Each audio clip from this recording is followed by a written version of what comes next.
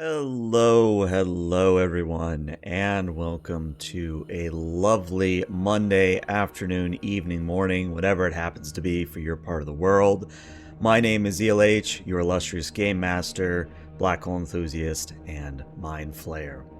So today we are going to be continuing Vampire Therapist.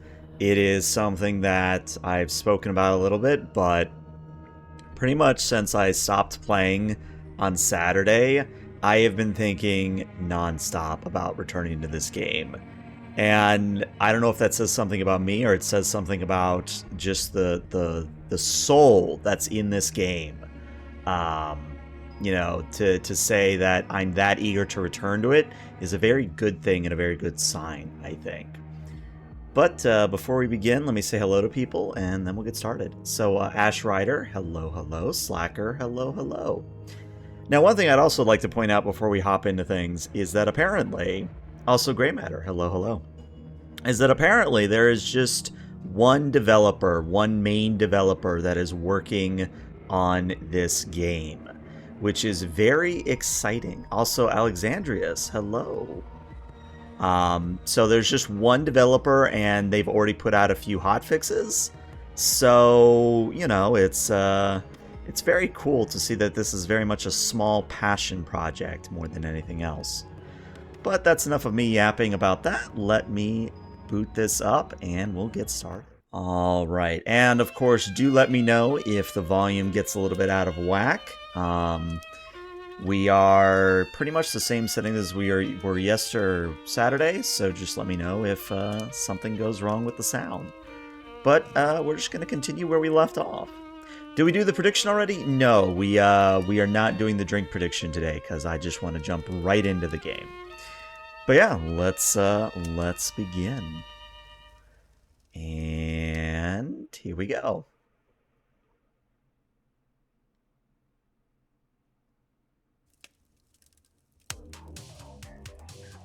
Okay, so I'll read this out because we saved right at the end. So, Samuel, good to see you are awake. Your first client is on his way. Can you tell me how that makes you feel, ELH? I love it. What, already? Look, Mr. Andy, sir, are you sure I'm ready for this? These are people's brains I'm messing with. Very astute point, Sam. Fear not, my friend. You are a powerful vampire in your own right. To be so young and have so much empathy is quite a gift. All you need to do is listen, and I know the truth will reveal itself to you. Shucks, wish I had your confidence. Well, to a limited extent, I can see the future. If you are about to misinterpret a client's distortions, I will set you back on the right path. Okay, so they're basically telling us straight up front that there are ways to not pick the wrong one. So it's interesting, and I'm curious to see if there's going to be like a health mechanic. Also, Lord Exile, hello. I'm curious to see if there's going to be a health mechanic or if this is purely going to be a learning thing. You can see the future. And yes, Slacker, you're not wrong. To recap for folks who are just turning in, the line to beat in today's session is penetration is simply like a handshake. That is the line to beat in today's session. Also, Shiro Luffy, hello. It's not that impressive, really. You start to see the patterns after 1,000 years or so. That's a disqualifying the positive Andromachos or Andy. Well, dang. If seeing the future ain't impressive, that's gotta be a distortion. Disqualifying the positive, it's gotta be. You barely require my aid as it is. If you need guidance, I will provide it to you telepathically. Oh, he's telepathic too. Oh dear. Andy, what are you doing? Don't think about it too much. When you are 3,000, such things will cease to impress you. Let us look at your first client's case file. Alright, who's our first client? I'm eager. Who do we got? Dr. Drain, huh? He ain't got no first name? Okay, let's read here. Dr. Drain, he's 430. He's male, and it looks like he's British. Okay, I like it. Dr. Drain is a class of 1614 graduate of the Royal College of Physicians. He has been studying the nature of blood for the last several centuries. Became a vampire after a post-mortem blood transfusion experiment. Now runs a global pharmaceutical research company. is now concerned that he has developed an addiction to a drug of his own formulation. Suggestion: detected strong irritability on the phone. Investigate Drain's drinking and sleeping habits. Okay. So he's an addict. Okay, interesting. Many vampires go by one name. Families and titles seem to become more abstract after a certain age. Huh. So is it funny that he kept the title? Indeed. You catch on quickly, despite your habit of disqualifying the positive. Yeah, Sam does disqualify the positive quite a bit. I will let you work now. I shall be meditating in my coffin, but I will sense when you need my help. But Samuel, I know you can handle this. Be yourself, and all will be well. Thank you, Andy. I believe in us. Oh, little bat! Satan bless it all, I hate flying! Okay, so Drain has said one thing, and I'm already like, okay, I get it. Oh, hey there. God's blood, what on earth are you? What are you? I'm a vampire cowboy. I thought that was obvious. My name's Sam. I'm the new therapist. Make yourself comfortable, Dr. Drain. And American as well. Good God. It's not enough for you lot to take over the world of the living. Even the halls of the dead aren't safe from you. Okay, we can tell that he is not a fan of American imperialism. Fair enough. Fair enough. Oh well. I suppose your lot are all into this touchy-feely stuff, aren't you? Man, Drain is just coming out swinging. Okay. And ignorance, even American ignorance, is bliss, I suppose. Oh, sweet ignorance, how I do wish I knew thee. Okay, Drain. Yeah, he is totally insecure. Like, he is... I feel like he is projecting here. Exactly, Sam. That is my response. Damn it. How am I gonna work with this fella? I gotta ask Andy. Are you all right, Samuel? You gave me this fella as my first client? Why not? He is clearly hiding very little about his state of mind. How am I supposed to help him when he already sees me as the bad guy? Use your instincts, Samuel. Think about how you have felt in your darkest hours. What does this poor vampire want?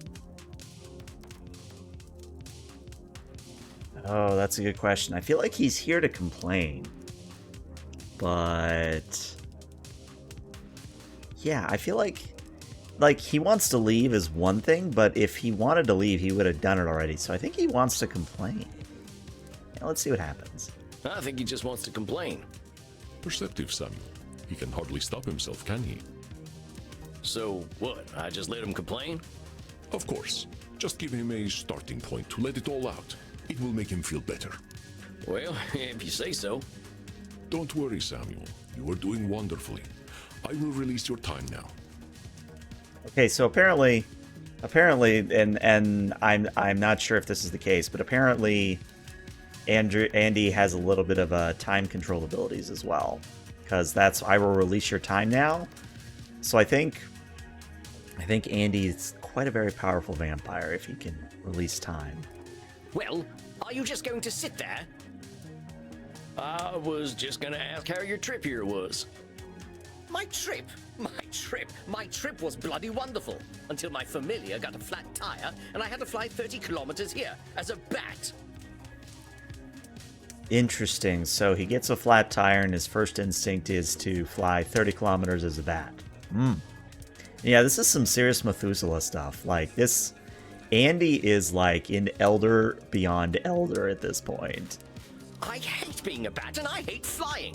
Do you know an owl tried to eat me? An owl tried to eat you. Okay.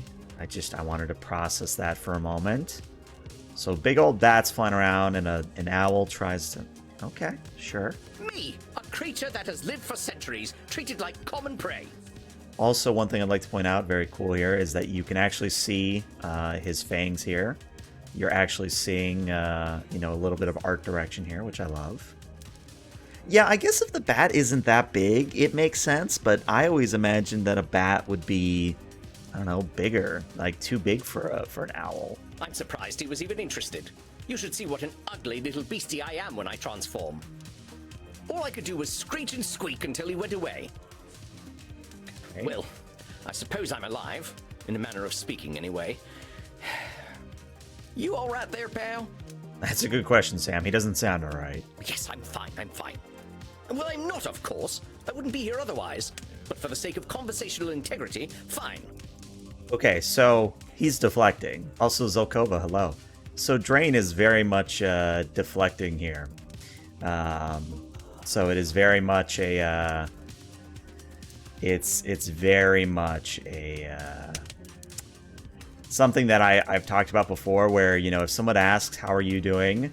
You know, it's one of those things where you say, oh, I'm fine, or oh, I'm okay. When in reality, you're not, but you just say that you're fine. And you just sort of, for the sake of conversational integrity, that's a new one. That is a new one. Oh, I love it. Also, Bubba, I'm going to refund that dramatic reading, just because I'm really wanting to be invested in the game. So I'm going to refund those points to you. But yeah, let's see what Drain has to say I here. take it you read my case file and know why I'm here? You have an addiction. Mm-hmm. You're here for an addiction problem. What have you missed? Not much. Drain has come in. We know that Drain is a 400-year-old vampire, and we know that Drain is an owner of a pharmaceutical company, and that he might be addicted to a drug that his company has produced. Yes. Embarrassing, isn't it? What's to be embarrassed about? I remember when Ulysses S. Grant was president. Didn't seem to bother him. Deep cut it, Ulysses S. Grant, but okay. Oh, well, of course. How wonderful it is that I share the mental failings of people who only live a single lifetime. Hey, come on now. There's a part of us that's still mortal. Can't help that, just like we can't help being dead. So I'm discovering. Look, I just need some tips and I'll be on my way. Just give me all the tricks. Whatever one does to make addictions go away. Tips? Let me think. Suggest a hug. Suggest something tasty. Suggest a milder addiction. So, how do I want to say this? There is, yeah, it's very much a loaded question. So, suggesting a milder addiction is, and again, I'm not a licensed therapist, I'm not a psychologist, this is just in my own experience based on what I know. And I forgot to give a disclaimer at the beginning. Keep in mind that this game is not a substitute for therapy, so if you do find yourself empathizing or, you know, falling in line with a character, you know, maybe consider getting some therapy or some help. It's okay. Get help if you need it. But in my experience, and this is just what I've heard, so it might be wrong, but I have known people who are heavy smokers, and the way they stop smoking is they use nicotine patches. And basically what that is doing is it's trading off the pack of cigarettes a day to nicotine, which is a milder form of the addiction. So that is one way you could do it.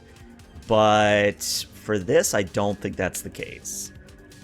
Suggesting something tasty, that would be trading one addiction or one compulsion for another. And interestingly, this is also why sometimes some people turn to binge eating or always eat, you know, just always eating in general, is that they quite literally try to eat away their feelings. Suggesting a hug, I mean, physical contact is nice, but hugging is not going to do anything for Drain here. So there are no easy solutions, really. So that's what I'm going to go with here. Partner, there ain't no tips that'll magically cure you, but I'm here to listen. You know, I never in my life thought anyone would ever call me partner. Like partner, but not with a T. Not with a T. And I know how you English love your tea. Thank goodness we can still process tea. We cannot live on blood alone. Okay, interesting world building. I appreciate the concern, though. I must admit, I rather saw myself above this whole addiction thing. And that is something that happens more often than you think, where someone says, oh, I'll never get addicted, and then they get addicted to liquor or some drug or who knows what else. Yeah, it's It's a thing. And yeah, Lord Exile, you make an excellent point that there's also, when it comes to smoking, there's the social aspect of going out with other smokers and the physical act of taking out a cigarette. So there is a compulsion to return to smoking, even if you use the nicotine patches. But it's something where, you know, just as I said, and just as Sam has said, it's not an easy fix. You still have to work to actively combat the compulsion. I tell you what, let's not worry about being above or below anything. You're here now, so let's see what we can do. What exactly are you addicted to? It's a form of plasma, a catalytic compound of my own design, a necessary component of my own scientific goals. You're losing me. Yeah, you lost me too. What, in English? Well, let me try to make it simple. I have been able to replicate and even alter the molecular patterns that vampiric erythrocyte surface receptors receive. I mean, that is English. I guess I did get what I asked for, but more simple. I mean, I can take a guess that basically this is how vampires process blood, but can you say it more simple for Sam? Our unique physiology gives us an increased ligand affinity, which is how we are able to process blood the way that we do. Okay, so yeah, it's basically how you process blood. Okay. I can extend this receptivity and thus achieve my true goal: synthetic blood, freedom from the hunger that plagues us, and hope for all humanity. Okay, so he's working towards a noble goal here. Well, dang, that sounds pretty impressive, Doc. Well, it doesn't work without a vampiric catalyst, and that is the plasma I am addicted to. Pathetic, isn't it? I have spent 400 years trying to steal the secret of blood, only to be engulfed by it, like Prometheus walking into a fireplace. That's okay. That is another sentence that I was not expecting to read. Like Prometheus walking into a fireplace. Okay. Pathetic? Doc, where the heck would you get a word like that? You've come up with a synthetic blood. Man, I can barely get my spurs on some mornings. Maybe you've had a setback or two, but give yourself a little credit, compadre. Credit? For wasting 400 years? Practically speaking, I'm in the same place as I was back when King James was in power. Only now I have a drug problem. Okay. I mean, at least he's admitting it. Perhaps I must face facts. My professor was right. Nothing we ever do will make a damned bit of difference. Samuel, listen to him. Do you recognize his patterns of thought? There's some distortions in there, ain't there? Yeah, there's definitely distortions in there. I knew you would sense them. Invite him to talk more about this failure of his. I'll do my best. Now hold on just a minute there, cowpoke. I've heard you talk a lot about failure, but it sure sounds to me like you ain't thinking clearly if you think you're a failure. I am a realist, that's all. Oh, yes. What I always say when I go to therapy. I am not negative. I am simply being a realist. Yeah, that's a line I use. Yup. Look at me. 400 years of study and still dabbling with leukocytes. Okay, I don't think there's anything there. I'm saying I am surely the oldest, most well-studied doctor in the world. I should have achieved more than this. All right, there you go. There's your should statement. Well, who said you should have achieved more? Isn't it obvious? I should have something to show for 400 years of work. And what happens if you don't? Yeah, that's a good question. What happens if you don't? And that's honestly one of the ways you defeat should statements is you invite the person to say, hey, you know, okay, you should do that, but what happens if you don't? You know, is the world going to end? Is something going to happen to you? Or, you know, what is the impact if you don't do whatever the should is? Now, of course, there are some shoulds that, you know, actually have some major consequences if they're not done. But for the most part, you know, that's a way to sort of stop the should thinking. Absolutely nothing at all. Well, that's my point. Exactly. That is not as encouraging as you think it is. Ain't meant to be encouraging, just showing you a little reality. Well, it's all my fault, really. I cannot seem to motivate my scientists to reach the necessary level of dedication. It's always shocking to me how little urgency mortals have around death. So that might be Nosferatu thinking, but let's see what else we have here. Now that I'm addicted to my own drug, I have joined the ranks of mortal celebrities in my utter irrelevance. Oh, is that labeling? Yeah, Mukis, we are Sam. We are the vampire cowboy. Come on, Sam. There's some distortions in that whole speech you missed, you dang fool. Oh, tarnation, now I'm labeling. Hey, Cowpoke, you mind repeating all that stuff you... I most certainly do, mind. Look at me. 400 years of study and still dabbling with leukocytes. Uh-huh. I'm saying I am surely the oldest, most well-studied doctor in the world. I should have achieved more than this. Okay, so... Well, it's all my fault, really. I cannot seem to motivate my scientists to reach the necessary Okay, level so of that's... dedication. It's always shocking to me how little urgency mortals have around Let's death. check control fallacy, because I think that's a control fallacy. Let's double check.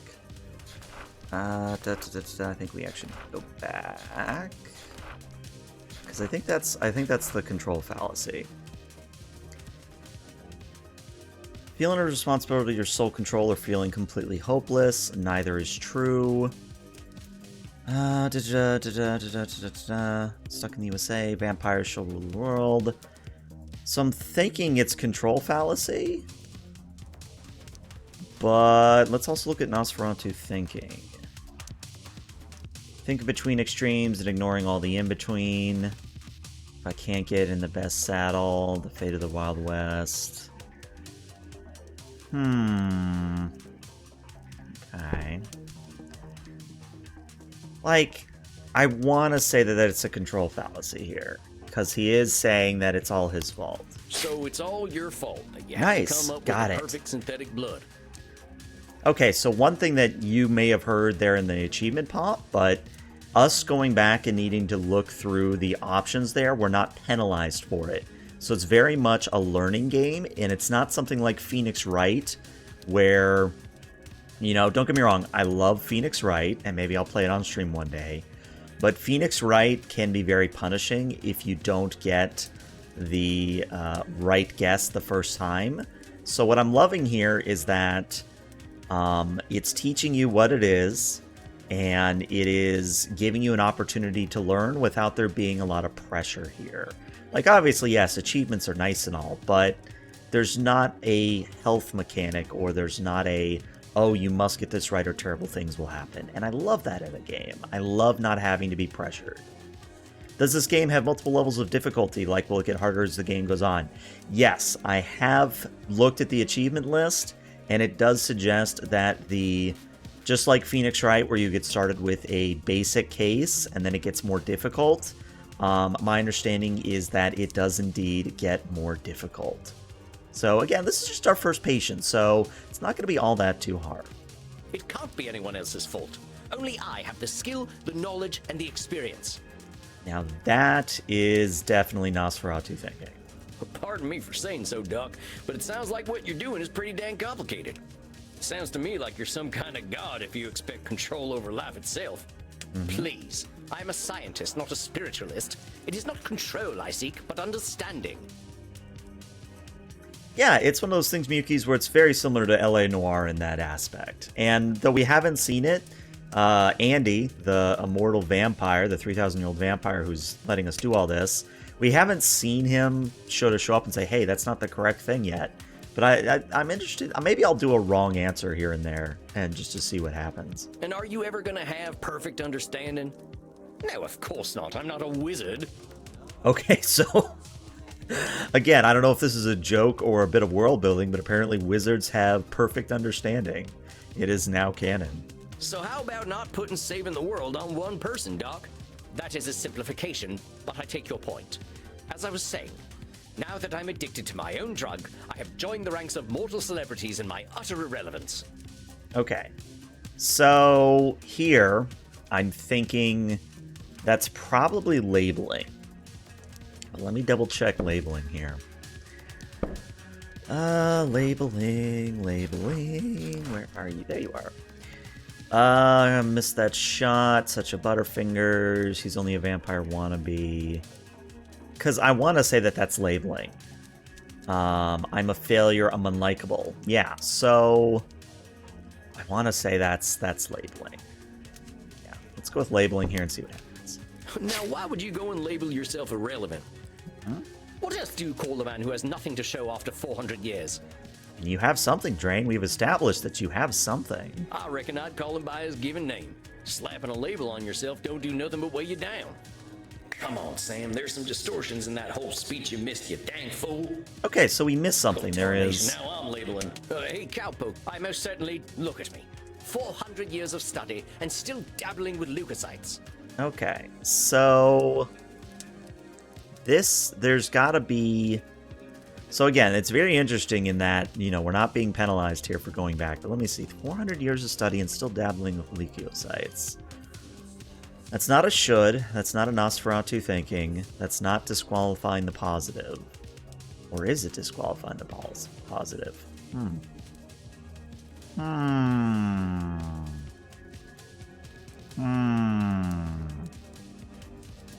don't know. What do you all think? Because I'm wondering if this is one of those things where it actually is something, or if this is just a statement.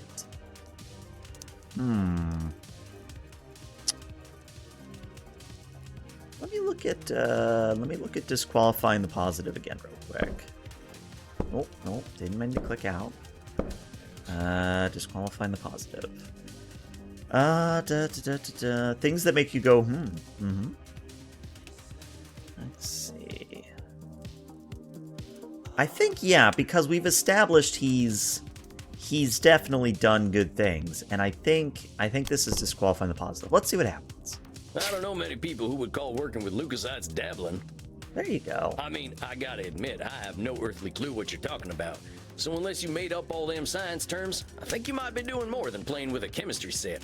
Thank you, Sam. You have said what I have failed to articulate. Perhaps, but if we consider all there is to know about blood, I know precious little. But you know something. Yes, I concede I might know something about blood. I would hope so after 400 years. You still got more knowledge about blood than most, whether it's been 4 years or 400 years, amigo. Let's get back to what you were saying, though. Oh, well played, Cowpoke. Perhaps I am being a little dramatic. Yes, I'm aware that in reality progress has been made, enough to get to this point. But I didn't come here to ask for a pat on the back and to be told I'm a good boy. I mean, Andy would do that in a heartbeat. Andy, we've established Andy is a omnisexual. He will... I mean, what's the saying? Penetration is like a handshake? I mean, if you want to be a good boy, I mean, Andy will provide. We've established this. That ain't my department, but I hear they do some of that stuff downstairs. Thank you, Sam, for making the same joke. Oh, I'm loving this game. I love this game so much. Yes, we all know very well that the Continentals are more sexually liberated than we are.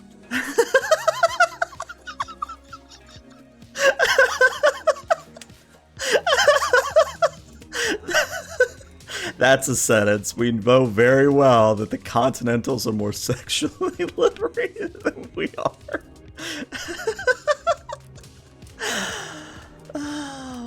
Oh, I love this game's humor. But as I say, I don't want all this therapy stuff. I just want to stop using this damn drug. So what's so good about this stuff anyway? Why do you like it? I'm not certain.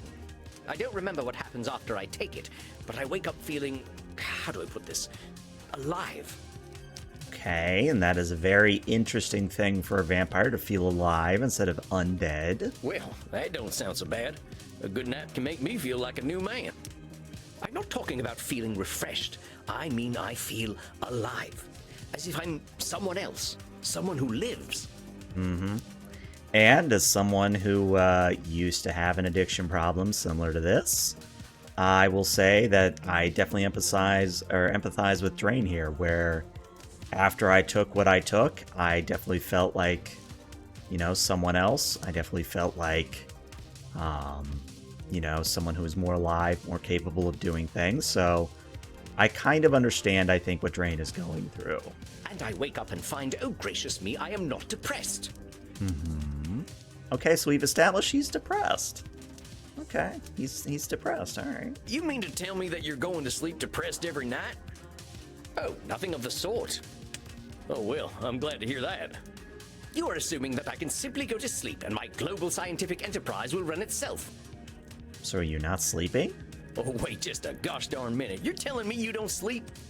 Yes, it's not as though we can get much deader already, and I have work to do. Buddy, you gotta sleep. Even if you're undead, you gotta sleep, buddy. What's the rightmost? Oh, yeah, my avatar is covering it. That is disqualifying the positive, is what is the option that's not on screen. So disqualifying the positive is right here. So you're not sleeping, and you're always depressed. I think we're starting to get somewhere. Yeah, exactly, Tigdam. Also, hello. You know, sleep, even if you're undead. You know, it's something where sleep is very important for memory retention, for mood. Sleep is very, very important. Oh, don't be such a bumpkin. If you are a sapient individual, aware of the world around you, depression is the only sensible reaction. It has nothing to do with sleep. Okay, so here, it's not disqualifying the positive, it's not control fallacy, it's not should. The question is it labeling or is it Nosferatu thinking? And let us consult Nosferatu thinking. Alright, Nosferatu thinking. So I don't think it's Nosferatu thinking because it's not two extremes. And it's not ignoring the in-between. So is this labeling again?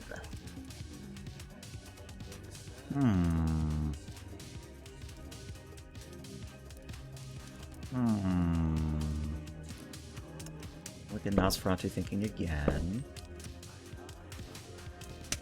Either I show up or the fate of the Wild West is hanging on this gun fed. If I can't get the best saddle, my butt's gonna break.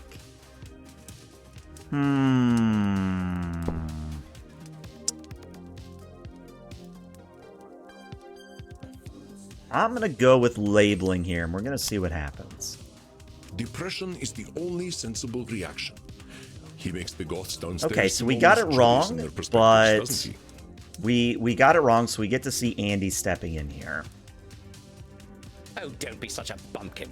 If you are a sapient individual, aware of the world around you, depression is the only sensible reaction. It has nothing to do with sleep. So I think it's Nosferatu thinking then. Come on now, it's a big world out there, and different things are depressing to different people.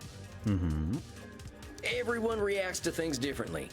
Ain't it true that a sensible person, as you call them, might even be a different degree of depressed? Very well, I suppose I might have been using a bit of mild hyperbole. Wild, you say? Okay. Mild is putting it mildly, Buckaroo. Buckaroo? Now I'm even more depressed. There you go. How to depress an Englishman. Call him a buckaroo. Okay. Regardless, I didn't come here to be a whiner. Oh, boo-hoo, on life is hard. Yes, we all know it's hard. Is that labeling? I think that's labeling, because he's labeling himself as a whiner. Now, why'd you say coming and talking to me makes you a whiner? Yup, okay, we're getting it. Is that not what I currently am?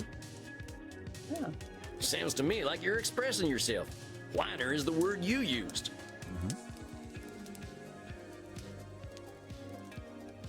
Yeah, if you want to call it whining, that's up to you. But that's entirely your label. Oh, very well, call it moaning or whinging if you prefer. Moaning, whinging, bellyaching, still all just labels. Good point, Sam. I don't believe I shall be using the term bellyaching in any case. But as I was saying, in the moments I wake up, I feel free. I suppose it must be what being an ignoramus feels like. See, it's not a should, it's not disqualifying the positive. Is this a control fallacy? Or is this Nosferatu thinking? Because it's not saying he has control over everything. But it could also just be labeling again. Could it not be? Like, I like labeling as a concept, so that's why I keep gravitating towards it, so... But the fact that he says, when I wake up, I feel free, makes me think... Hold on, I think that might be... Let me look. No, stop it. Let me see. Or feeling completely helpless. Yeah, I'm gonna go with control fallacy here, and we're gonna see what happens. Okay, So, that's not it. For once in his life, he experiences a positive in feeling and he immediately invalidates it. Perhaps we can simply diagnose him as English. Okay, Andy, I see what it is here. I see it's disqualifying the positive, but just diagnose him as English. That's amazing. I'm glad we got that wrong, because that is a beautiful, beautiful statement there by Andy. Well done. In the moments I wake up, I feel free.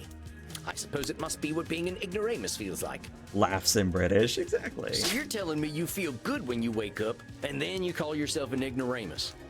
Before you even get a chance to reflect on feeling good, you're insulting yourself. That's what I like to call disqualifying the positive. I'm simply stating facts. Stating facts shouldn't impede an argument. What good is that fact doing anyone? It's about as useful as an empty holster. Lest I somehow forget that you are a cowboy.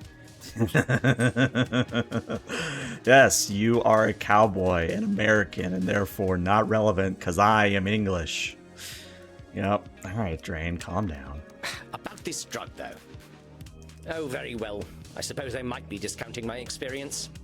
I don't know how to say this, amigo. You really don't like letting yourself be happy. Honestly, I'm failing to see the problem with taking this stuff. Seems like it's making you get the rest you need and it makes you feel good. What's the problem? First of all, I do not need to rest. And partaking of this plasma does have downsides. Yeah, like, Mukis, if you like the whiny vampire, all the more power to you. Listen, I was barking at Crimson downstairs before, so, you know. This game is very much designed for you to empathize and definitely like the characters. Which, again, for one developer, amazing. Amazing. What kind of downsides? I do not know what happens when I partake of the substance. However, when I wake up, I feel refreshed. But I also smell of blood and sex. Okay, so hold on here. I just want to make sure I understand what Drain is telling us correctly. So Drain, he takes the substance, and he doesn't remember. So, is he getting roofied? Is he basically roofing himself? Like, that just seems to me that he's basically knocking himself out, or he's going into a fugue state. And then he wakes up and he's smelling of blood and sex. Okay. All right. I mean, yeah, Drain probably could use some head pats here, but this is interesting. You know, this is very much interesting. Once I even woke up wearing a football jersey. It was most distasteful. Okay, Drain, very important. Are we talking... Oh, you're English, so it's got to be soccer. It's got to be actual football. Though, were you wearing the wrong jersey? Because as we all know, if you wear the wrong football jersey, you are a heretic. I guess you must be having some kind of good time. Exactly. Like, you're having a good time, but the fact you don't remember is what's concerning to me. That is not my idea of a good time. I'm Dr. Drain. I am intelligent and worldly, not some ill-bred monster. But is having fun making you a monster? I don't think so. I don't go gallivanting into godforsaken places to engage in depraved coitus and the consumption of dirty blood. Yeah. Mm-hmm. It sounds to me like you're real good at denying yourself things. Yeah, like Drain here is very much I don't need the pleasures of the flesh, I don't need pleasures of the mind, I must work. Yup. Well, I should be better at it. That's easy. That's a should statement. You know, Doc, a wise old vampire recently told me something I'm about to tell you. And no, you all are correct. Yeah, that a drug-fueled version of Drain definitely needs these sorts of things. And yeah, you know, he's making this drug to stop drinking blood, and then he's blanking out smelling of blood. Like, yeah, this is some kind of like ecstasy and amphetamine combination. Like, this is letting his inhibitions fall, and this is very much a, you know, hey, you know, when your inhibitions are gone and you're not being uptight, and as much as I mean this in a nice way, all you English viewers out there, if you stop being English for one damn moment, you know, you can actually feel good and actually get the rest and sustenance that you need. But let's see what Sam here says, because I think Sam is going to bring it home for us. You keep talking about the things you should be doing. You, compadre, are shoulding all over yourself. Shooting all over yourself. That's a term. Oh, well, that is vivid, isn't it? I can now add incontinence to my already considerable list of faults. Oh. Again, I love this game's humor. I'm being serious. I'm listening to you tell me I should be doing this, and I shouldn't be doing that. But who gave you all them shoulds and shouldn'ts? I don't know. It shouldn't matter, should it? I've been dead for over 400 years. It's the oldest stuff that sticks with us, amigo. We all got traumas. Mm-hmm. No, he's perfect. Heck, we're dead men. That's traumatic no matter what. What we gotta start with is you. Yeah, once again, Sam being a very noble soul here. You've been through a lot. Don't rope yourself up so tight. Listen, we're doing good work already, I know it. Now, let's not push too hard. I would really like you to think about where all them shoulds are coming from before we meet again. And be good to yourself, all right, partner?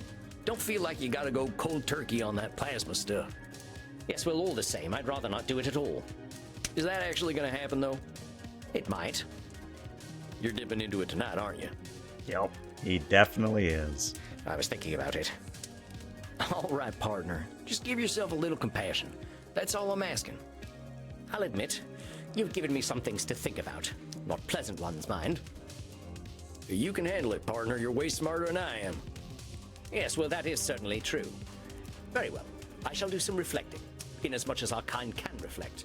Oh, I see what you're doing there, Drain. The whole nod and mirrors. Yep, I see what you're doing, Drain. I shall see you in precisely 4 weeks, then. Farewell, Sam. Okay, so it's interesting that we probably are going to have multiple clients going on, so it's not just one session with these people, which I like. Masterfully done, Samuel. I knew you would do well, but that doesn't make me any less pleased. And welcome back, Andy. Welcome back. Well, that was a hell of a rush. That fella's holding on tighter than a holster to a gunslinger's hip. It felt real good to help him look at himself a little more kindly. Good, Samuel. Treasure this feeling. Mm-hmm. But also rest. Go downstairs, get something to drink, relax in your coffin. Mm-hmm. Next week you shall see a new client. I think they will be an interesting challenge for you. Okay, so that confirms what I was thinking. So we are going to be rotating through clients. Also, blood for the blood god is just blood for the plasma cannons. I mean, listen, Alex is right. Cornates like plasma guns, especially overloading them and throwing them. So, I bid you good evening, Samuel. Rest in peace. You too, Andy. Well, I guess it's time I got me some grub. Is it going to be the goth couple again? Is it going to be the goth couple again? Who's it going to be? Well, that's Got a it, I new guess. track. My first client. Can't believe I'm doing this therapy stuff already. Sure could use a drink. I'll check in with Crimson. Well, if it isn't Bark, Yosemite bark, bark, bark, Sam, bark, how you doing bark, tonight, partner? bark. I'm sorry. Down, ELH. Down, ELH, down. But just look at Crimson. Bark. I'm better already hearing from someone from the States who knows the lingo. I'm not from any states, cowpoke. District of Columbia girl here. Ah, so she's from Washington, D.C. Very nice. I figured you must have been coastal. You sound a little more polished than I do. See, Tigdam, that is a very interesting question. Is Crimson the one with the lead, or is it Andy? Because Crimson is Andy's blood partner. And again, Andy is omnisexual, which makes me wonder, is he the top or is he the bottom? Or is he just a switch and does both? I don't know. These are important questions to think about. You should hear my German. Oh, maybe some other time. My brain's full tonight. I had my first therapy session with a real client. Oh, yeah? How do you think it went? It went pretty good, yeah. I reckon it was a bullseye on my end. You should have seen me. Labeling, blam, disqualifying the positive, kapow. I'm glad to hear it. Someone has got to sort these vamps out. They know how to hold on to their problems. You ain't kidding. living or dead, once people hit 70, they get pretty dang set in their ways. You know Andy still uses a typewriter? I can't get that gorgeous man to see the light. He uses a typewriter. Wow. Wow. Keep it up, cowboy. You're a breath of fresh air for these ancient ones. Anyone ever tell you you're wise beyond your years, Crimson? You must have had some life. Afraid I'm exactly as wise as my years. How old do you think I am, cowboy? Oh no. Oh no. No, no, no. We are not falling for this trap. We are not falling for it. Nope. Nope. I'm gonna do the gentlemanly thing and not hazard a guess. There you go, Sam. You would have gotten it wrong anyway. Yeah. I'm 50 years young. Damn, Crimson. 50? Damn. You're looking good for 50. Damn. 50? I died around that age and I looked like shit. But you ain't a vampire. Like I told you, I'm Andy's blood partner. He shares his blood with me too. Just Yep, so not she enough is to his turn me familiar. into one of you. She is his familiar. I've been 30 for a good while now. Okay, so they met 20 years ago. All right, world building. I love it. But you ain't joining our team? Sounds like a story. Not for tonight, buckaroo. I bet you're thirsty after a big night. Andy told me to give this to you. Oh yeah? What is it? We had a group of Americans come in last week who donated their blood. Andy can't stand the stuff. He says the blood glucose levels are too high, but he thought you'd appreciate it. Because of all the sugar and high fructose corn syrup in our diet. Yup. Yup. This is basically sugar blood that we're getting from Americans. Okay, all right. I see the slight shade you're throwing, and you're not wrong. Oh, it ain't so bad. I gotta ask though, what does Andy's blood taste like? And yeah, I have no idea why we put sugar in our bread. I don't know, but we do for some reason. Dang, Lord Exile, you still use an inkwell pen? Dang, that's really old school. To me, it tastes like life itself, cowboy. I ain't sure I understand. Never you mind. Look, Tex, I've got some customers to serve, so go enjoy your juice, okay? Oh, of course. I'm keen to get some rest anyway. You have yourself a fine night, Crimson.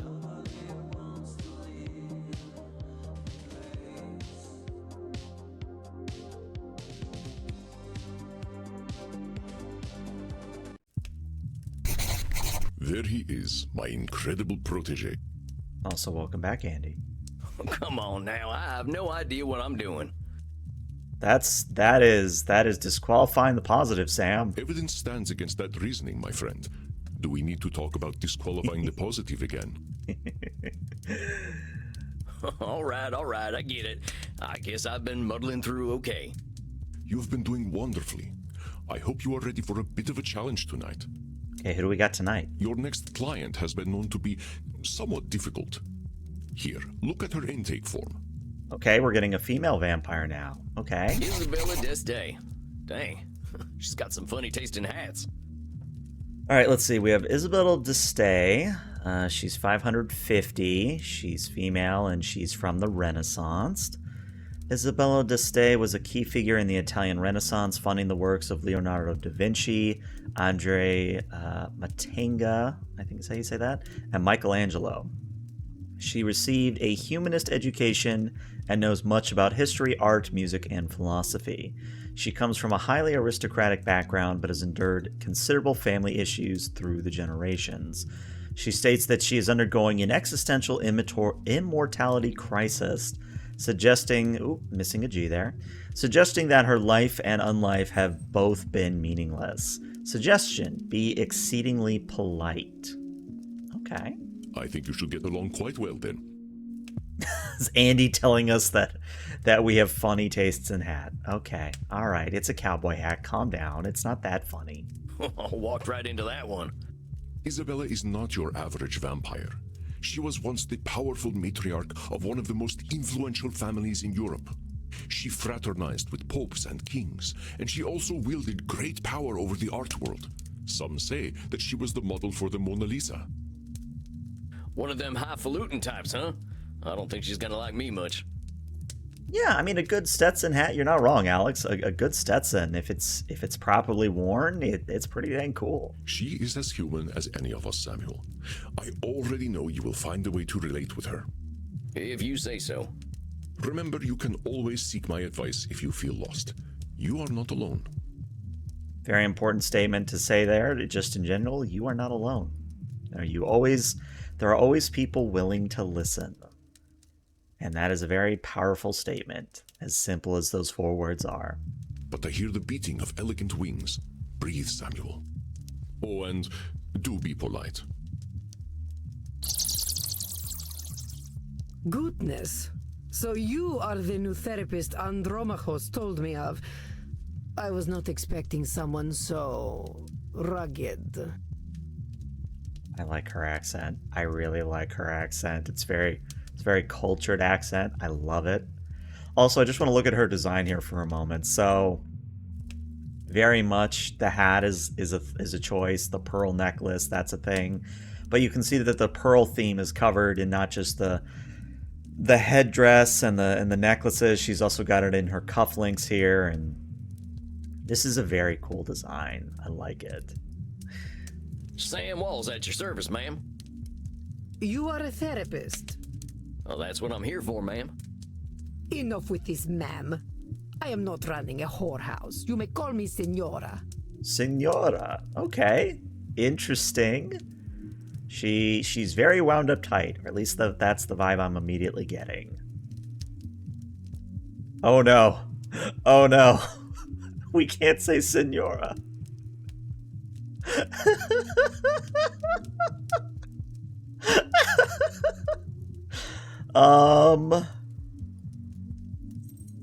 I think this bottom one is the closest we're gonna get.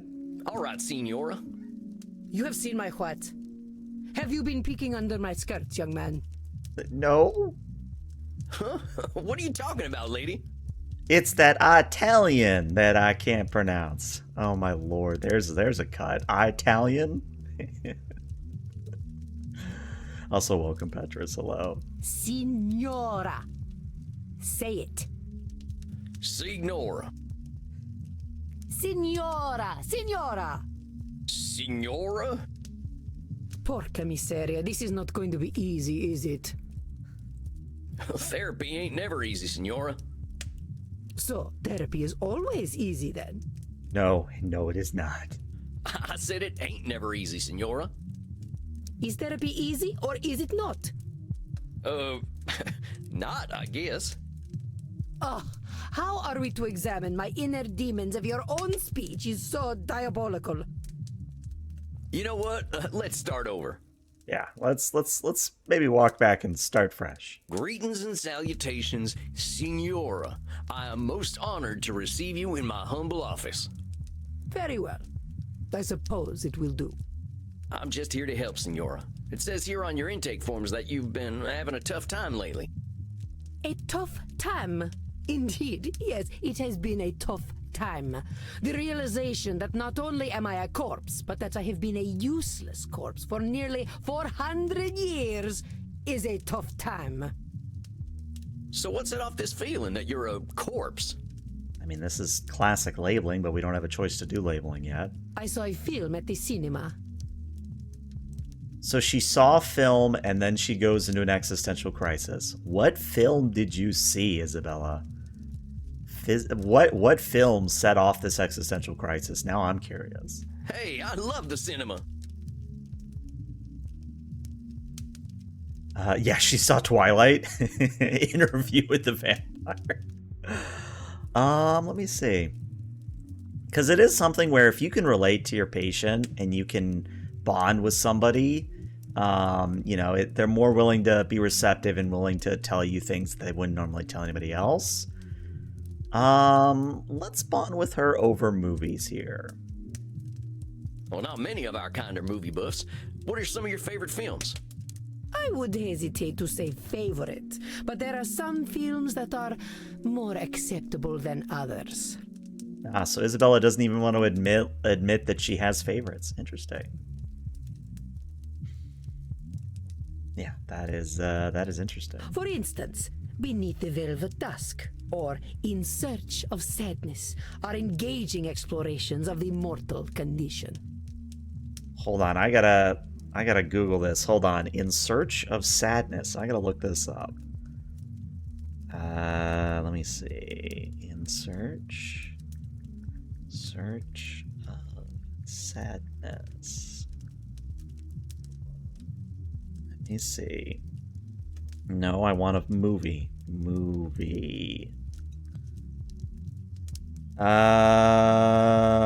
Unless I'm Googling things wrong, there's Triangle of Sadness. Yeah, I was gonna say I think this is probably some indie film because I'm getting hits that aren't that particular thing. So this is some indie film that she's into. Oh, I ain't heard of them. You ever seen The Three Stooges? Sam going with the Three Stooges immediately. Nice. Utter vulgarity. I do not waste my time with such nonsense. Alas, these Stooges 3 would be preferable to the abomination I saw at the cinema that made me realize just how dead I am. It was a most terrible film, one that shook me to my core. The pain of it lingers with me still 5 years later. Okay, this is 2024. 5 years ago would have been 2019. What was so terrible in 2019? Was it another indie film or was this a blockbuster? Now I'm curious. Hold on. Well, movies can be pretty powerful. Heck, I remember seeing one of the first films. There was a train coming right for the audience. We thought we were dead for sure. Yeah, did she see Avengers or something? This film was not powerful. It was meaningless. It said nothing, did nothing, less than nothing, as loudly and garishly as possible. Ah, so she saw a Michael Bay film. Okay, all right. Well, you know, if I had seen Transformers, I might be depressed too. Or Avengers. Yeah, Avengers also could be Avengers. And the audience, fools that they were, cheered, applauded this desecration of the mind. Rise of Skywalker. Oh, yeah, that could be it too. I hate this film with all my being, for it has done the cruelest thing. It has revealed the dark truth. This life that I cling to has no purpose. Just, again, I want to highlight here that she saw one film and she hated it so much that she became turbo depressed. That is amazing. I mean, obviously it's not great because she's depressed and having an existential crisis, but the fact that one movie did this, wow. I need to know the name of this film. Please tell me you're going to tell me what the name of the film was. Dang, what the heck was this movie? Space Wars. Rise of the Spacewalker.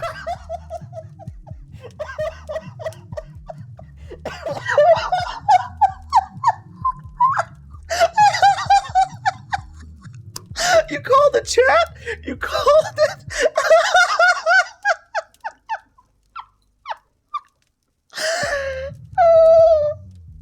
I need a moment. Hold on. I need a moment. Oh my god, I was not prepared for that. That was beautiful. That was... Oh my god. Oh my god. I love this game. I love this game. I'm crying. I love this game. Oh. Wait a minute. Space Wars, the big science fiction franchise? Yes, I believe it is important to understand modern media diets. Oh, that hit me hard. I was not expecting that to be the actual answer. But that's the movie that gave you your personal crisis? Mind your tone. Do not think me a fool. I know it was not high art. But the money it made, it would make even the Pope blush. And you're not wrong, it did make a lot of money. This stinking trash. This is what the people want. You see, I understand now. My attempts to infuse art with meaning were pointless. All that I am, all that I ever was, is dead. Okay, so of course I think it's labeling, but I don't think it's labeling per se. So it's not should, it's not control fallacy. The question is it Nosferatu or disqualifying the positive here? Let me double check Nosferatu thinking. No, stop it. Alright.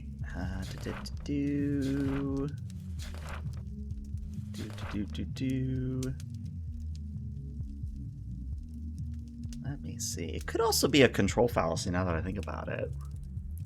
Because, yeah, she's feeling completely hopeless. That's what I think. I think, yeah, control fallacy is probably actually the winner here. So let's go with control fallacy. No. For such a complicated woman, the answers are overly simple for Signora d'Este, are they not, Samuel? You see, I understand now. My attempts to infuse art with meaning were pointless. All that I am, all that I ever was, is dead. Is it labeling? Let's try labeling. No. For such a complicated woman, the answers are overly... You see, Okay. I understand now. My So we know attempts this to is something, infuse but it's art not with control meaning fallacy, were it's not pointless. labeling. All that I am, all that I ever was, is dead. Let's try disqualifying the positive here. Still not For such a disqualifying the complicated positive. You see, Interesting. I Yeah, it's got to be understand Nosferatu now. that. We only have should and My attempts Nosferatu to left, so infuse art with it's got to be meaning were Nosferatu thinking. pointless. You don't seem There that we dead to go. me. We're having this conversation, ain't we? You ain't just lying there decomposing. And that's the thing, where they're probably going to tell us a little bit more, but there's a lot of interplay between these. And it's, again, it's very similar to Phoenix Wright, where, you know, you could do one thing, but it's really another thing. So, again, I like the fact that there's no health mechanic. I like the fact that you can make mistakes. And, because, again, this is game-based learning. You know, we are learning as we are playing, which is a very interesting game mechanic and very much a, you know, a good thing in my opinion. It is no different. I might as well be rotting in the ground. I think you might get pretty bored. Are you getting smart with me, boy? Look, I'm just talking facts. If you're saying all you are is dead, I think you might be doing some Nosferatu thinking. It ain't black and white. You're here. But let's go back to what you were saying. Also, Techno, hello, welcome. Once, I elevated art, and all the world benefited. Why have I lost my power to elevate art now? So that's control fallacy. All the world benefited? There's a lot of people, and they got a lot of different preferences. You can't get them all, can you? But I could, once upon a time. You can't reach everybody, Senora. I hadn't even heard of the Mona Lisa until about 1911. Did you have any schooling whatsoever? No, Sam, we've established, had no schooling. No, I didn't. But I don't think anyone in my time knew about the Mona Lisa either. Oh, how wonderful. You add to my despair. I'm saying you can't reach everyone, even in your own time. That is true. I doubt the rabble had much of an opinion about the so-called great masters. We only know what we know. But you were saying, It was all for nothing. What good was guiding Da Vinci when they sell the Mona Lisa on beer coasters? That's disqualifying the positive. come on now. Just because the Mona Lisa's been on a coaster doesn't mean that's all it's ever been for. I think you might be downplaying just what an impact you've had on the world. The world needs no help from me to reduce my life's efforts to cheap commodities. Very powerful statement there, and I'm starting to get a feel for what she's about here. So, you know, obviously she's a patron of the arts. She tries to elevate the art form and the culture and all that. And now, because of the way culture has changed, I don't think Isabella's ever going to be on TikTok. I think she would look at TikTok and get even more depressed. So just because something gets printed on a t-shirt, that cancels out everything that's good about it?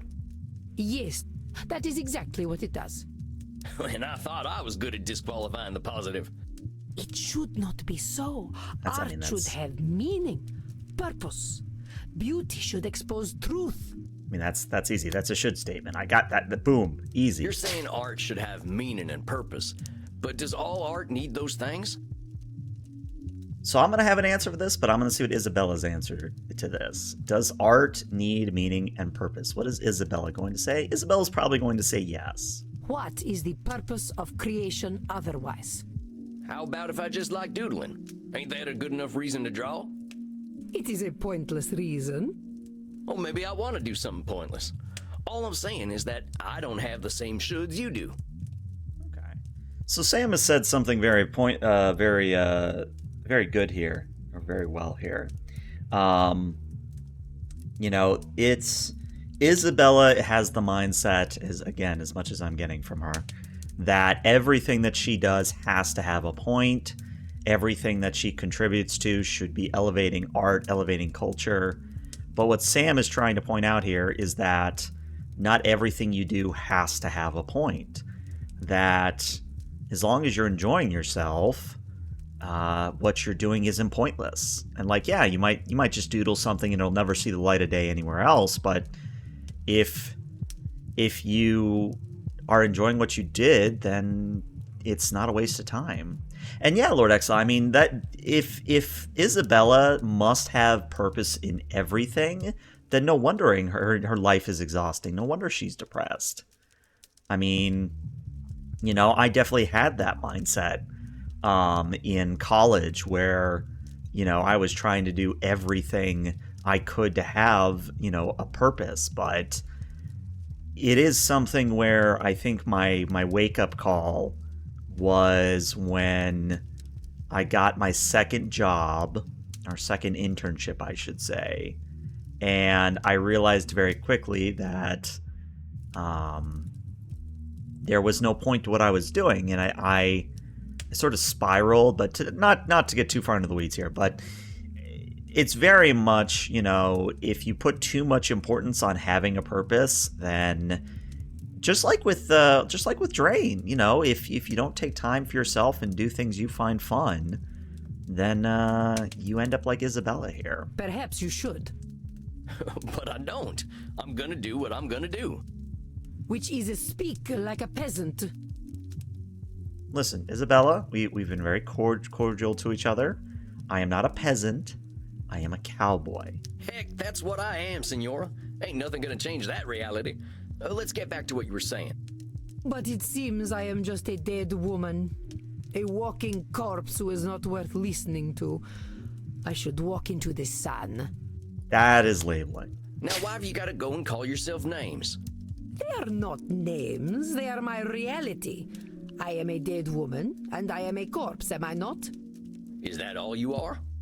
This is how I am defined by the world. No, that's how you define yourself. Seems to me you're the one using them names. Hell, I think I'd be a little afraid of calling you a corpse. Yeah, don't do that, Sam. She will probably kill you. As you should be. Allow me to continue.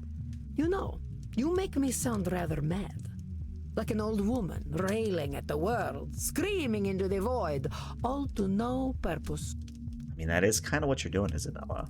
Look, Senora, all I'm trying to do is show you where you're a little rigid in your thinking is all. You're expecting a lot from the world and a lot from yourself. It ain't no surprise that you're going to be disappointed over and over again. I suppose that is some insight. Indeed, I have been in a state of disappointment from the moment I was 16.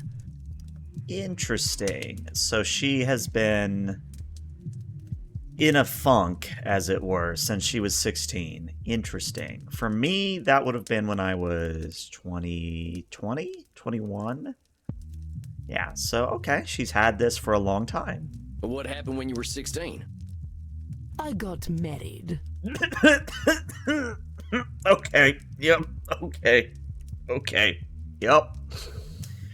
Yep, did not see that one coming. Okay. Alright. Well, okay, so you have to remember that she is Renaissance era, and yeah, that's actually quite late, because I think some of the kings and queens, especially of like France, got married at like 13. But she got married and she became depressed. That's a statement. I think I get it. You absolutely do not get it. You are a man. Well then, help me understand. Frankie, my husband. He taught me the meaning of disappointment. Okay, are you disappointed in Frankie or are you disappointed that he died? Because these are two very, very different extremes here. He taught me the world was built upon lies. These things men proclaim as values. Truth, beauty, the spiritual. They were all fiction. But if men did not live according to principle, I would. I would set the example and shame them all. So, and maybe she'll qualify and explain this better, but the vibe I'm getting is that her husband, Frankie, was not great.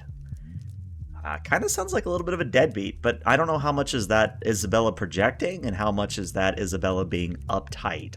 I don't know. But yeah, she is a character. Yet, what a fool I have been to think humanity had greater aims.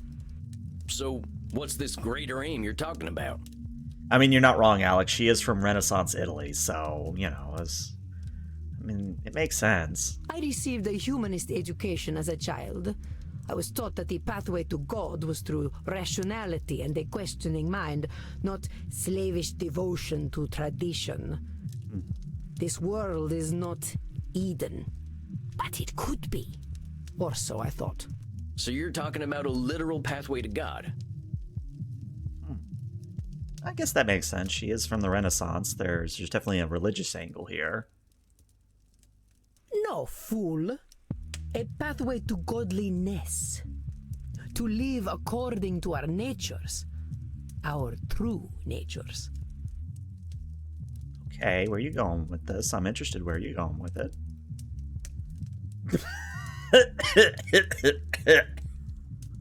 You mean being nudists? Oh my god, can you imagine if Sam said that? You mean being Italian? Oh, I almost want to click on nudist or Italian just for the hell of it. Because the correct answer is being vampires. It has to be, but... Okay, hold on. We're gonna save. This game should be retitled to That's a Sentence. Okay, you know what? This is probably a bad thing, but I'm gonna click you mean being nudist, because I gotta see what Isabella's reaction is. You mean being nudists? An utterly disgusting and prurient notion. Genitalia should be covered at all times. Alright, I think Andy would have a different word about that, but okay. Oh boy, you sound like a politician. Hey, we got an achievement. We got a rare achievement. Suggest some tasteful nudity. Okay. We got an achievement from that. Then your politicians are very wise. I ain't so sure about that. They are at least sensible enough to know the purpose of the penis is procreation, not exhibition. That is a sentence that I was not expecting to hear today. Okay, I mean, she's not wrong. Let's be clear on that. She's not wrong, but I was not expecting to read that today and hear that today. Okay. All right, Isabella. Such a thing is not in God's image. Well, talk to me about this pathway to God. How do you reckon we find this path? I reckon nothing. I've always known that we can find our way back to God by fulfilling our human potential to be the greatest souls possible. Yeah, okay, here's what I'm gonna do. I'm gonna save. Let's see, let's do it in slot 3. All right, and then we're gonna load, because I want to see what she says about Italians. Let's just load and quickly see what Italian is here, because I'm curious. Oh, you mean being Italian? Madre de Dio, what are you talking about? What is an Italian? I care nothing of nations and their petty squabbles. Like mortals, they die and are forgotten. Oh, sorry. I just figured on account of the accent and all. What accent? Never mind. Well, talk to me about this pathway to God. All right, How do you reckon we go find back this into path? okay, so we go back into what we had. Oh, yeah, far less fun. I think the nudity was definitely the option there. All right, so now we have to figure out the distortion here. I have always known that we can find our way back to God by fulfilling our human potential to be the greatest souls possible. So it's not should, it's not labeling, it's not disqualifying the positive. Nosferatu thinking or control. Yeah, I'm thinking it's Nosferatu here. Because, yeah, I see more... Because she's not really talking about having control. Or at least, I mean, it's not as prevalent. All right, let's go back to some examples of Nosferatu here. Let's go back to some examples. Here we go. They're thankfully both on the same page. Thinking in extremes and ignoring all the in-between. We can stress ourselves out when the stakes are high. Yeah, it's definitely something where Nosferatu seems to be a superiority complex or narcissism. Whereas control is feeling responsibility or soul control or feeling of completely hopeless. But she's not hopeless here. So I think it's Nosferatu thinking. So what happens if we don't become the greatest souls possible? We got it right. Good job. Then godliness is denied to us, as it should be. So either we ascend or we're nothing, huh? I am glad to hear you are not as foolish as you look. Listen, I am a cowboy. We've established this. I don't care if I look foolish. Oh, let's be honest, senor. Plain folks like me ain't got aspirations of being as good as Jesus Christ. Ain't he supposed to be a forgiving sort anyway? Let's just get back to what you were saying. Good diversion, Sam. Good diversion. I have always known we must master ourselves and our baser instincts. Virtue must triumph over vice. So... thinking that's the control fallacy. We must master ourselves and our baser instincts. I feel like that screams control fallacy. You've been around a while, senora. In all that time, when have we mastered ourselves and our baser instincts? Not a single day. Men especially have no bottom to their depravity. I'm not going to comment. You know what? I'm not going to comment. All right, fair enough. So us fellas have disappointed you every day for a few hundred years, right? Ain't that proof that nothing you do is going to change that? An evil thought, Mr. Sam Walls, but true, I concede. All right, we got a point. We have made a chink in Isabella's armor. I think we're starting to get through to her. We're in agreement then. It's a little bit of a control fallacy. Do you think that's going to change because of you? Let's keep going. I have always known that the earthly lives we lead are disgusting, and only war and death can come of them. I mean, that's Nosferatu. That's again, black and white thinking. Hold up just a sec there, cowpoke. You really think all we can do is sow death and destruction? I do not poke cows. Do I look like a farmer? Oh no. Oh no, we have said the wrong thing indeed. Come on, senora. You've been alive to see what? 15, 20 billion people live and die? You really saying death and destruction is all each and every one of them ever amounted to? Well, perhaps not individually, but as an immortal, I look at the greater arc of history. And yeah, Slacker, we are definitely breaking folks' psyche locks, just like in Phoenix Wright. This is, again, I love this style of game. Well, most of us ain't looking to contribute to the greater arc of history, but that don't mean life's pointless. That's some Nosferatu thinking, I'll tell you what. But let's continue. I have always known the people have become fat and lazy, and living within the Garden of Eden is impossible in such a state. I mean, is that once again Nosferatu thinking? Could they have done it back to back? Yeah, alright, we're going to try Nosferatu thinking, and if it's not, it's probably disqualifying the positive. Okay. Our esteemed client is very good at coming up with names for others, isn't she? Perhaps you can call her out on this behavior. Oh, then it's labeling. I have always known the people have become fat. I guess, and yeah, fat and lazy, and that's a living label. within the Yeah, Garden all of right. Eden is impossible in such a state. Sounds to me like you're coming up with labels for kicking people out of the Garden of Eden. Is that all we amount to? Fat and lazy? Look around your own country, boy. Look at me. See my disgusting rolls and saggy features. Oh, that's where we're going with this. Oh. Oh. Oh dear. Would you let me into the Garden of Eden? Well, sure, why the heck not? Yeah, why not? I am glad you are not the gatekeeper then. You rather have a gatekeeper who wouldn't let you in? Listen, Senora, you gotta go easy on yourself with them labels. Well, let's keep talking, though. Yeah, her worth is her image. Like, everything about her is her image and what she's contributing. I have always known we should act with dignity if we would take our place at God's side once more. Duh, should state. I think this here's the meat of it, Senora. The filet mignon. The filet mignon. I mean, that is how Sam would say it. I fear your French is even worse than your Italian. Here's the thing, Senora. Who came up with all them shoulds that'll take you to God? Why, the greatest thinkers of history that I studied in my youth. Plato, Aristotle, Cicero, Aquinas. Okay. Alright. Sounds like a bunch of dead guys to me. They really had it all figured out way back when, huh? Well, of course not. How foolish do you think me?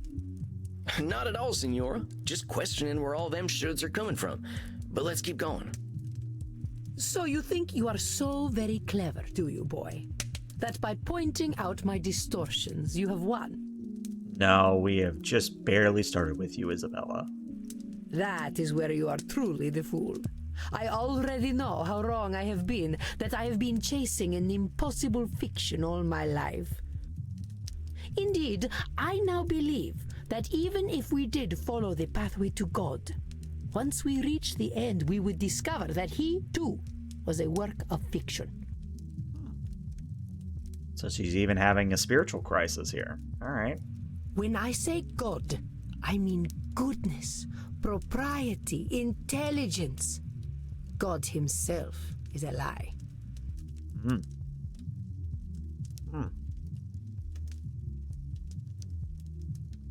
Yeah, I think is that Plato? Admittedly, I'm not super into philosophy and super into the classics, but that sounds like Plato and Stoicism. I could be wrong, but that sounds like it. I see. So you've lost your faith. Yes, it has crumbled to dust, much like myself in this fat, wretched old body. Beauty and truth are lies. Ideas developed by ugly men to justify their existence. Okay, I gotta process this one for a moment. Hold on. Beauty and truth are lies, ideas developed by ugly men to justify their existence. Damn. I mean, that is... I mean, I can see the argument. I can see where she's coming from, but damn. Yeah, she is a perfectionist to a T. While we occupy ourselves chasing those ideals, they create space wars to leech our money and our vitality. And we return to Star Wars. And to think, they call me judgmental while they created the false ideal to judge against. You don't think I'm judgmental, do you, boy? It's a trap. It's a trap, Sam. Say no. No, actually, yes, absolutely. You've done nothing but judging. I've never seen anyone judge more than you.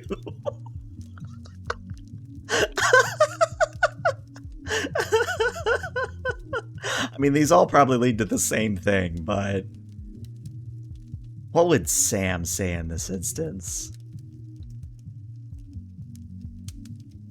I think we need to nuke her. Yeah, I think she needs brutal honesty here. We're gonna go with the third option. I've never seen anyone judge more than you. I wouldn't put it that way exactly. Besides, I ain't gonna call you names. In fact, that's where I think I want to challenge you. Oh, he didn't actually say it. Yeah, he diverted. Senora, I think the person you're judging more than anyone is yourself. I know you got raised with all them high ideals, so of course you're getting disappointed when nobody can reach them. That's some heavy pressure, not just on them, but on yourself. I'd ask yourself what all that pressure's doing for you. Is it bringing you any satisfaction? We can't always control what things are going to be. Very, very important sentence there. We can't always control what things are going to be. And it's one thing to hear that statement. It is another to understand and process that statement. Because this is something where I think the crass way to say it is the art of not giving a fuck. By realizing that you don't have control over everything, by realizing that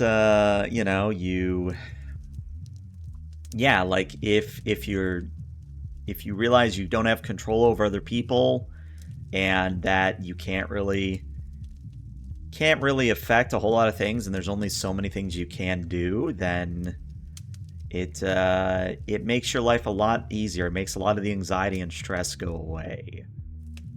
This is not acceptable. This is not acceptable. So this is already a statement. It is something. Is it Nosferatu thing? I think this is Nosferatu because it's not disqualifying the positive. It's not labeling. It's not control fallacy. It's not should. Let's try Nosferatu. Hold on, I know this one. What the heck she mean it's unacceptable to not be in control all the time? So she's referring to the control. Say that again, Senora? I got some bad news for you, Senora. None of us really has the power to change the world on our own. Not even a clever lady like yourself. I suggest we start working on ways of helping you find a way to accept the world for what it is. But the world is base and unworthy. Remember that term I told you about? Nosferatu thinking? You're gonna strip all the color out of the world if you keep doing that. The world's a lot more than just base and unworthy. Nosferatu thinking. I am not used to having my own thoughts thrown back at me. We're making progress. Well, that's why you're here, ain't it? I ain't gonna help you change the world, Senora. All I can do is help you find some other perspectives. I suppose there is a certain simpleton's wisdom in the way you speak. Thanks, I guess. Very well, boy. I will consider what you have said. We will meet again in exactly 4 weeks. Do we have an understanding? Yes, indeed, Senora. Ugh. Please learn to speak properly by then. Well done, Samuel. I believe you handled Senora Deste quite well. Thank you, Andy. You kidding? That lady straight up hates my guts. Samuel, if Isabella Deste hated your guts, she would not be shy about telling you so. That I believe. The older we get, the harder it is to gain a different perspective. Have patience. We are not all as wise as Samuel Walls. Techno nerd. Fuck this. Bad. That's certainly a way to leave, is just go bat and leave. Guess it's just that simpleton's wisdom, as the Senora called it. Do not adopt her labels, Samuel. I will not stand for it. I know she was a challenge, but you rose to it as I knew you would. I think you deserve a night of hard drinking. What do you say? You don't need to tell me twice. All right, Andy. I'll see you later then. Indeed, Samuel. Enjoy yourself. Excellent work tonight. All right. And with that, I think that's where we're going to call things to a close for today's session. So like I've been saying throughout this entire thing, I absolutely love this game's humor. I love everything about this game. The humor's on point. The visuals are on point. This is a great game, and I know we're not making a whole lot of progress here with our only, our shorter sessions, but This is, again, a game that I'm excited to return to tomorrow. This is a game that is very thought-provoking, and it is very much a good example of what game-based learning can be.